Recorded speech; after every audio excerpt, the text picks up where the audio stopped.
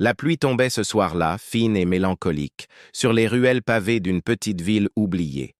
Camille, emmitouflée dans son manteau, marchait sans but précis. Elle venait de quitter la bibliothèque où elle travaillait depuis des années. Sa vie suivait un rythme calme, presque trop tranquille, comme si le temps s'était arrêté autour d'elle. Au détour d'une rue, un café encore éclairé attira son regard. La vitrine embuée cachait à moitié les silhouettes à l'intérieur. Elle poussa la porte et un parfum de café chaud et de bois humide l'enveloppa aussitôt. Assis près de la fenêtre, un jeune homme dessinait dans un carnet. Ses cheveux légèrement ébouriffés et son regard concentré lui donnaient un air à la fois mystérieux et fragile. Leurs yeux se croisèrent. Juste une seconde. Mais une seconde assez longue pour réveiller dans le cœur de Camille une chaleur que elle croyait éteinte depuis longtemps. « Vous dessinez la pluie » demanda-t-elle en s'approchant timidement. Il leva la tête, surpris, puis sourit. « Oui, mais je n'arrive jamais à la saisir. Elle est toujours en mouvement. » Elle rit doucement.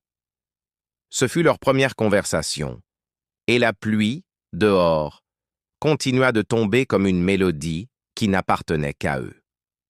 Les jours suivants, Camille revint au café, toujours à la même heure, et lui, toujours au même endroit, carnet ouvert.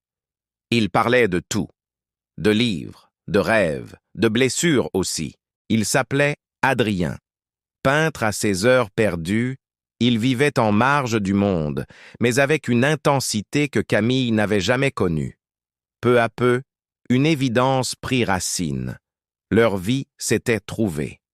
Mais l'amour n'est jamais un chemin simple. Adrien cachait une vérité. Il devait bientôt partir pour une résidence artistique à l'étranger. 3 mois, 6 mois, peut-être plus. Quand il l'avoua, un silence lourd s'abattit entre eux. « Alors, c'est ça ?» murmura Camille. « On se rencontre au moment même où il faudrait se dire adieu ?» Adrien prit sa main. « Non, on se rencontre pour apprendre à attendre. » Et ce soir-là, sous la pluie de septembre, ils s'embrassèrent pour la première fois. Pas comme deux inconnus qui se cherchent, mais comme deux âmes qui se reconnaissent enfin.